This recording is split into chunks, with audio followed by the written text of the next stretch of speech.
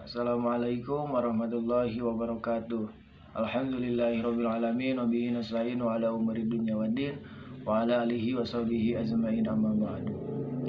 Yang terhormat kepada dosen pengampu Pak Ceceng Salamuddin MAG, serta kepada teman-teman sekalian yang saya banggakan. Perkenalkan, nama saya Muhammad Arisuddin Ilyas. Saya perwakilan dari kelompok 2 yang beranggota 3 orang. Yang pertama dengan saya sendiri, Muhammad Arisuddin Ilyas, sebagai moderator.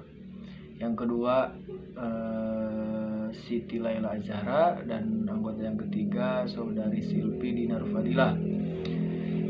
Kelompok kami di sini akan menjelaskan tentang dasar-dasar pendidikan. Yang pertama ada pengertian aliran pendidikan yang akan dibacakan oleh Siti Laila Azhara.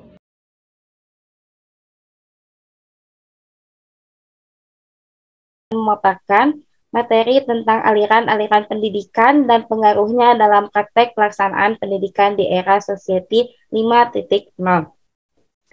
Untuk yang pemaparan bagian A, ada pengertian aliran pendidikan, kemudian B, macam-macam aliran pendidikan, C, dan yang terakhir C, pengaruh aliran-aliran pendidikan terhadap pelaksanaan pendidikan di era Society 5.0.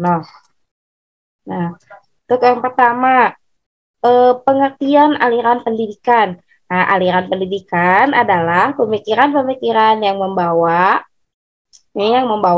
pembaruan dalam dunia pendidikan. Pemikiran tersebut berlangsung seperti suatu diskusi berkepanjangan, yakni pemikiran-pemikiran terdahulu selalu ditanggapi dengan pro dan kontra oleh pemikir berikutnya, sehingga timbul pemikiran yang baru dan begitu seterusnya.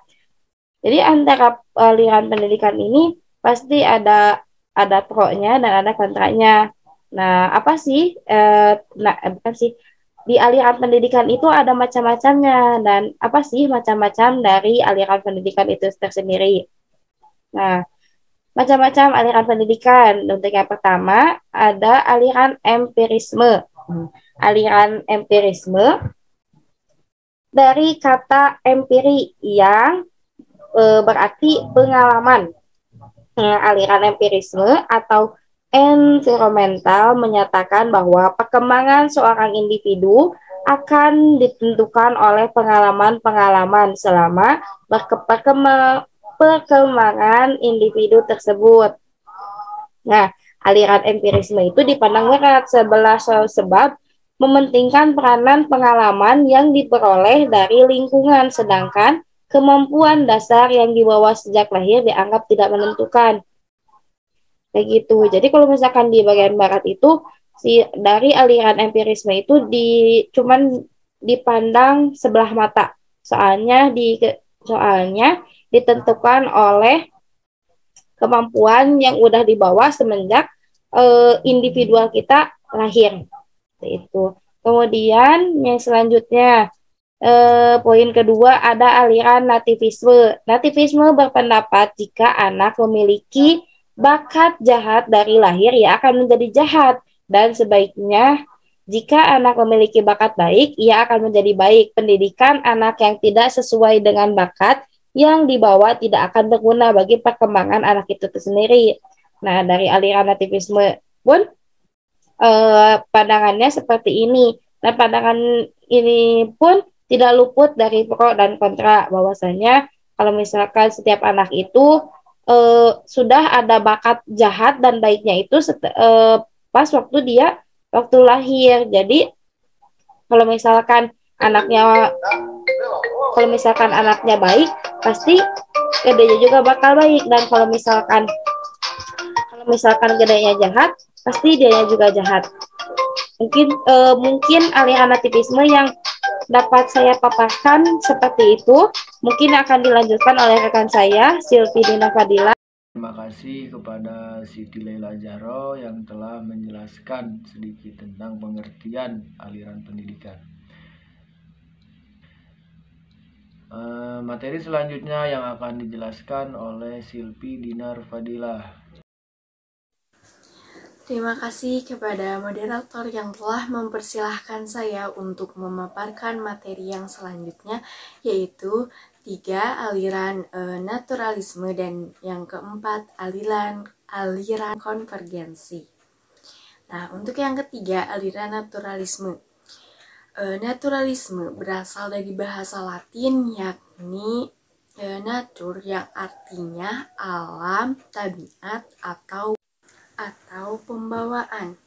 Nah, aliran naturalisme ini memiliki pandangan bahwa setiap anak yang lahir di dunia ini memiliki pembawaan yang baik, namun bawaan tersebut akan rusak karena pengaruh lingkungan. Jadi jika pengaruh yang ia terima pengaruh baik, maka akan baik pula ia, tetapi jika pengaruh yang ia terima jelek, maka ia akan jelek pula. Nah, jadi aliran ini berpendapat bahwa pendidik wajib membiarkan pertumbuhan anak pada alam, jadi segalanya diserahkan kepada alam. Nah, kan alam itu bertumbuh secara alam itu berkembang secara bertahap, jadi tidak tergesa-gesa, namun pasti ada waktu yang tepat. Melihat dari yang tadi bahwa pendidik harus membiarkan pertumbuhan anak pada alam. Nah, sehingga kebaikan anak-anak yang diperoleh secara alamiah sejak saat lahirnya itu dapat tampak secara spontan dan bebas. Yang keempat, aliran konvergensi. Aliran konvergensi adalah gabungan antara aliran empirisme dengan aliran nativisme. Nah, aliran konvergensi berpendapat bahwa anak yang lahir di dunia telah memiliki bakat baik dan juga bakat buruk, sedangkan perkembangan selanjutnya akan dipengaruhi oleh lingkungan. Jadi pembawaan dan lingkungan sama-sama berperan penting.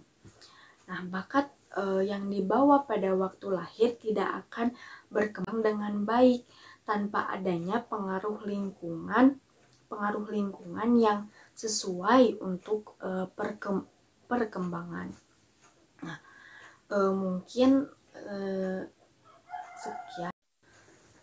Mungkin sekian yang dapat saya sampaikan. Saya kembalikan lagi kepada moderator.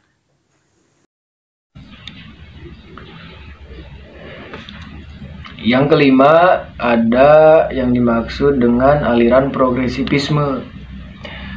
Tokoh aliran progresivisme adalah Johann Dewey.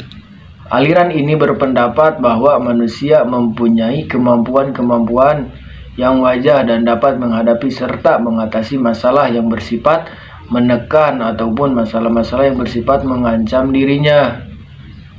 Yang keenam, ada aliran konstruktivisme.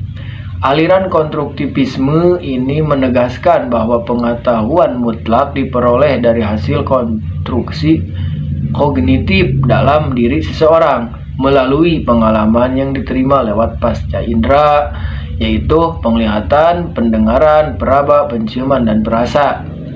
Dan yang terakhir, ada pengaruh aliran-aliran pendidikan terhadap pelaksanaan pendidikan di era Society 5.0.